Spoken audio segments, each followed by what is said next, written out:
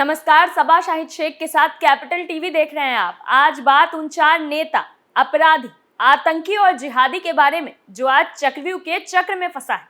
उनके कारनामों को एक्सपोज करूंगी, पूरी डिटेल में इनका कच्चा चिट्ठा खोलूंगी। तो चलिए बताते हैं आज के वो कुछ नाम जो चक्रव्यूह के चक्र में आ गए हैं। वो है एक अनोखी बर्थडे पार्टी। दूसरी खबर में बात इस्लामिक कट्टरपंथियों की। तीसरी खबर में बात अतीक गैंग के हथियारों के सीक्रेट अड्डे की। चौथा है रूल्स एंड रेगुलेशन। सबसे पहले बात एक अनोखी बर्थडे पार्टी की। हर शख्स की ख्वाहिश होती है कि वो अपना जन्मदिन धूमधाम से मनाए। इसके लिए सबसे अहम चीज है पैसा। इसी जरूरत को पूरा करने के लिए लखनऊ में 3 लड़कों ने हैरान कर देने वाली वारदात को अंजाम दिया। दरअसल सूबे की राजधानी में 3 लड़कों को बर्थडे पार्टी करने के लिए 25,000 रुपए की जरूरत थी। इसी बीच उन्होंने एक वेब सीरीज देखी और यहीं से लूट का आइडिया निकाल लिया। इसके बाद तीनों मारियाओं इलाके में ज्वेलरी शॉप में पहुंचे। सभी के चेहरे ढके हुए थे।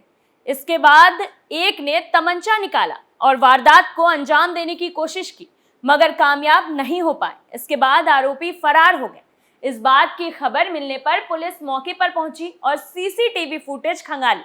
पुलिस ने फुटेज के आधार पर आरोपियों की शिनाख्त कर अरेस्ट कर लिया। पुलिस का कहना है कि आरोपियों में से 2 खदरा और एक मारियाम इलाके का रहने वाला है। इसमें से 2 ने वारदात के समय मास्क लगा रखा था, जबकि एक ने चेहरे पर गमछा बांध रखा था। पुलिस उपायुक्त उत्तरी कासिम आब्दी ने बताया कि 30 मई को मारियाम थाना क्षेत्र में महेश्वरी ज्वेलर्स में लूट का प्रयास हुआ था। इसके सीसीटीवी फुटेज देखने पर पाया गया कि 3 बदमाश दुकान के अंदर घुसे थे। पुलिस ने कार्रवाई करते हुए तीनों को अरेस्ट कर लिया।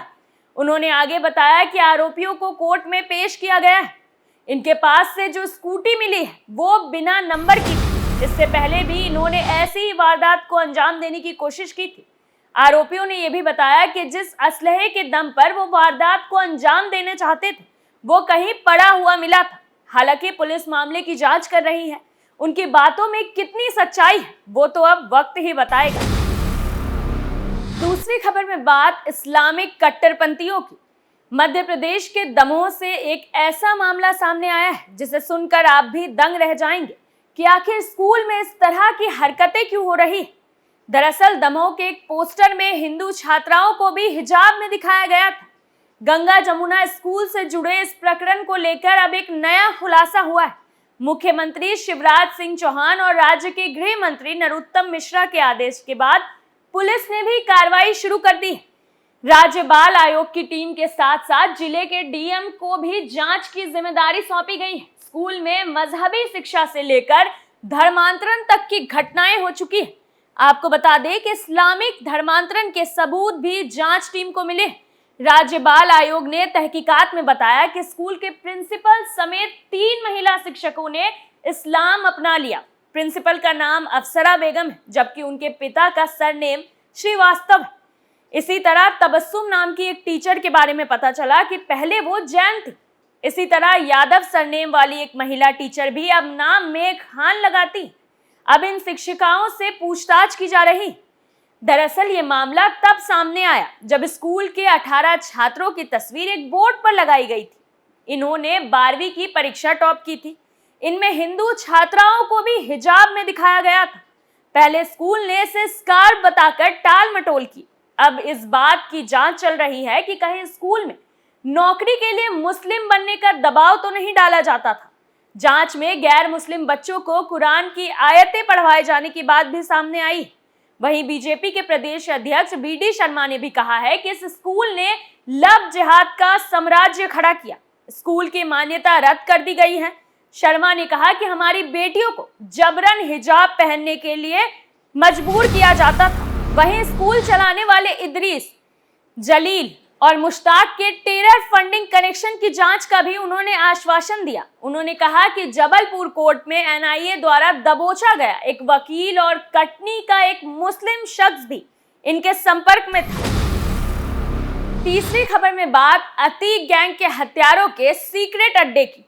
अतीक अहमद के शार्प शूटर और राजू पाल हत्याकांड के आरोपी अब्दुल कवी की 36 घंटे रिमांड के दौरान यूपी पुलिस को काफी अहम जानकारी मिली है। इसके अलावा उसके बताई जगह से अवैध असलहों का जखीरा भी बरामद हुआ। रिमांड अवधि पूरी होने के बाद पुलिस ने अब्दुल कवी को लखनऊ के जिला जेल में दाखिल कर दिया है। सराय आखिल थाना क्षेत्र के भकंदा उपरहार गांव के रहने वाले अब्दुल कवी माफिया अतीक अहमद का शार्प शूटर है। अब्दुल कवी का नाम राजू पाल हत्याकांड में सुर्खियों में आया था। आरोप लगने के बाद अब्दुल कवी पुलिस को 18 साल से चकमा देकर फरार चल रहा था, लेकिन उमेश पाल की हत्या के बाद पुलिस अब्दुल कवी की तलाश शिद्दत से करने लगी। अब्दुल कवी के ऊपर आरोप था कि उसने उमेश पाल हत्याकांड के आरोपियों को शरण दी। पुलिस ने शिकंजा कसते हुए अब्दुल कवी पर 1 लाख रुपए का इनाम भी घोषित कर दिया था। इसके अलावा घर पर छापेमारी के दौरान दीवारों से अवैध असलहे भी बरामद हुए। पुलिस लगातार शिकंजा कस रही थी। इसके बाद अब्दुल कवी ने 5 अप्रैल को लखनऊ सीबीआई कोर्ट में आत्मसमर्पण कर दिया। इस पर सराय अकील पुलिस ने अब्दुल कवी को 14 दिन की रिमांड मांगी थी, लेकिन न्यायालय ने 36 घंटे की रिमांड सराय अकील पुलिस को दी। रिमांड मिलने के बाद पुलिस अब्दुल कवी से कई अहम सवाल पूछे। पूछताछ में पुलिस को कई बड़ी जानकारी मिलने की बात सामने आ रही है। रिमांड अवधि खत्म होने पर कौसंबी पुलिस ने अब्दुल कवी को लेकर लखनऊ जेल में दाखिल कर दिया। एसपी ब्रिजेश कुमार श्रीवास्तव ने बताया कि पूछताछ में कई चीजें पूछी गई, वो हमारी विवेचना का विषय है, समय आने पर बता दिया जाएगा। अतीक अहमद का सहयोगी रहा, ये बात आई है, और चीजें वो विवेचना का विषय है, वो बाद में बताएंगे। चौथी खबर में बात रूल्स एंड रेगुलेशंस की। उत्तर प्रदेश के बरेली में चौंकाने वाली घटना सामने आई। रात के अंधेरे में रोडवेज बस को मुस्लिम यात्रियों के नमाज पढ़ने के लिए रोका गया। इस दौरान बस के अन्य यात्रियों ने जमकर हंगामा किया। बस ड्राइवर से कहासुनी भी हुई। दरअसल ये मामला जैसे ही अफसरों को पता चला, उन्होंने तत्काल बस के ड्राइवर और कंडक्टर को सस्पेंड कर दिया। परिवहन निगम के अफसरों के मुताबिक रात का समय था, सड़क पर चारों ओर अंधेरा था। ऐसे में यात्रियों से भरी जनरत बस को सुनसान सड़क पर रोकना ड्राइवर की लापरवाही को दिखाता है। बताया जा रहा है कि आरएम ने एआरएम को बस के ड्राइवर के खिलाफ सख्त कार्रवाई का निर्देश दिया।